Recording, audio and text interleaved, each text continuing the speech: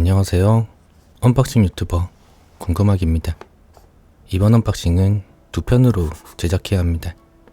1년에 2번, 한결은 가까워지던 가난이 정신 차리고 보니 1년에 6번이 되어 있었고, 광고 주겠다는 브랜드의 연락두절 사태로 인해 조회수로 뽕 뽑을 수밖에 없어졌기 때문입니다.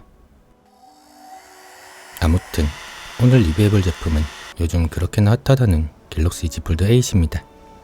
느슨했던 스마트폰 시장에 긴장감을 준 어마어마한 녀석이라고 볼 수 있죠. 속상하기도 합니다. 다들 하나같이 넓어진 화면에만 관심 가지고 더욱 업그레이드되어 돌아왔다는 세라믹3 유리는 그 누구도 관심 없어 보이기 때문입니다. 외부 프레임은 강화된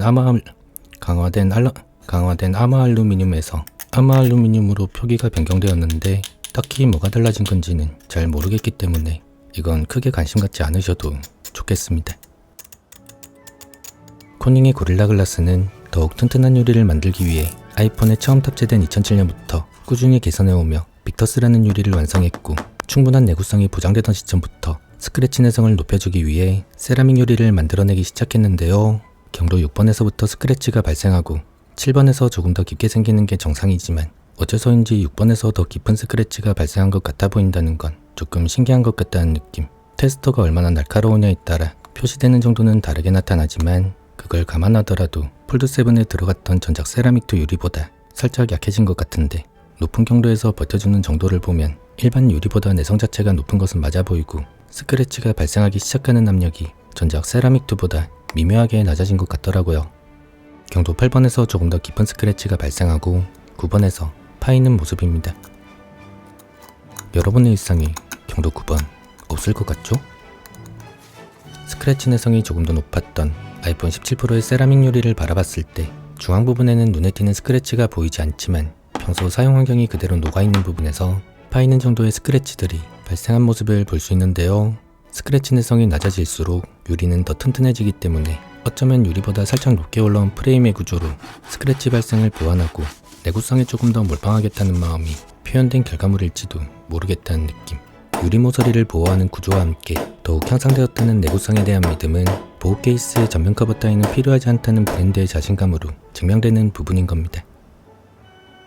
이번 시리즈에선 모두가 염원하고 염원하던 반사방지 필름을 드디어 탑재해 주었는데요. 경도는 2번이었습니다. 보호 필름이기 때문에 손상이 발생하더라도 교체만 하면 다시 깨끗한 디스플레이로 사용 가능한데요. 더러워졌다고 해서 임의로 제거하게 되면 반사방지 효과가 사라지게 되고, 보호 필름을 제거하고 난 뒤 내부 유리를 보호하기 위한 제거 불가능한 보호 필름층이 손상되면 수리비가 76만원이기 때문에 서비스 센터에서 교체하시기를 권해드립니다.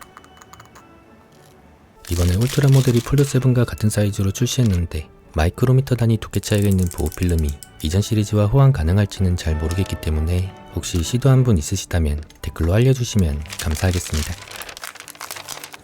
카메라선 빈 공간을 메워주었던 전작에서 조금 더 일체감이 높아지도록 업그레이드 되었다는 점 역시 소소한 변화점이라고 볼 수 있는데요. 이제는 아이덴티티가 되어버린 부착식 렌즈링의 역시는 서드파티 렌즈링에 돈 쓰지 말라는 브랜드의 배려가 녹아있는 부분. 렌즈링에는 방수 테이프와 함께 스냅 버튼 형태로 고정하는 구조로 강하게 결합되어 있기 때문에 억지로 떼어낸다고 하더라도 쉽게 떨어지지 않는 부분이지만, 한번 떨어지고 나면 IP48이라는 최고 등급의 방수 성능은 조져질 수 있고, 렌즈 유리 자체가 충분히 튼튼해 보이기 때문에 굳이 다른 거 부착할 필요는 없어 보인다는 느낌. 이미 부착하신 분들이라면 렌즈에 떼는 힘이 가해지지 않도록 억지로 제거하지 않는 것을 추천드리고요. 혹시나 떨어진 분들의 경우 물에 빠지면 사망할 수 있기 때문에 물에는 가까이 하지 않는 것을 권해드립니다. 이제 사용해보라는 마지막 인사를 남겼던 폴드8이 남겨준 교훈입니다.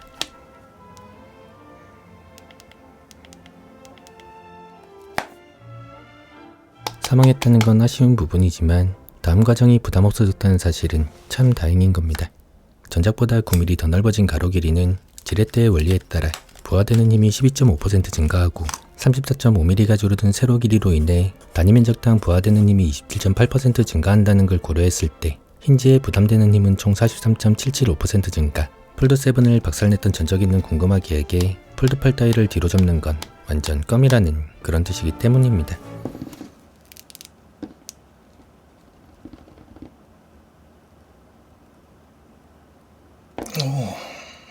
어떻게 된 걸까요? 힘이 적게 들어갔나 해서 다시 한번 확인해봤지만 뒤로 꺾이기만 할 뿐 강하게 버텨주는 모습을 보여주더라고요. 기대했던 모습은 이런 게 아니었기 때문에 살짝 당황스럽고 약한 부분이 분명 있을 거란 생각에 모든 부분을 확인해봤지만 놀랍도록 아무런 일도 일어나지 않아 속상한 마음이었습니다. 화면이 나오지 않기 때문에 내부가 어떻게 되었는지는 알 수 없는 상태였지만 마지막으로 힘을 내준 친구 덕분에 내부 디스플레이도 멀쩡하다는 것을 확인할 수 있었습니다. 아쉬운 마음을 달래주기 위해 뭐라도 하나 부숴보자는 마음으로 몽키로 조금 더 두드려봤지만 도대체 어떻게 만든 건지 궁금한 마음이 더욱 커져버리고 말았는데요. 이건 다음 영상에서 분해와 함께 조금 더 자세하게 알아보도록 하고 폴드파를 조지기에는 아직 힘이 많이 부족한 것 같다는 결론이기 때문에 자괴감에 빠져버린 유튜버 궁금하기는 운동이나 조지러 가보도록 하겠습니다.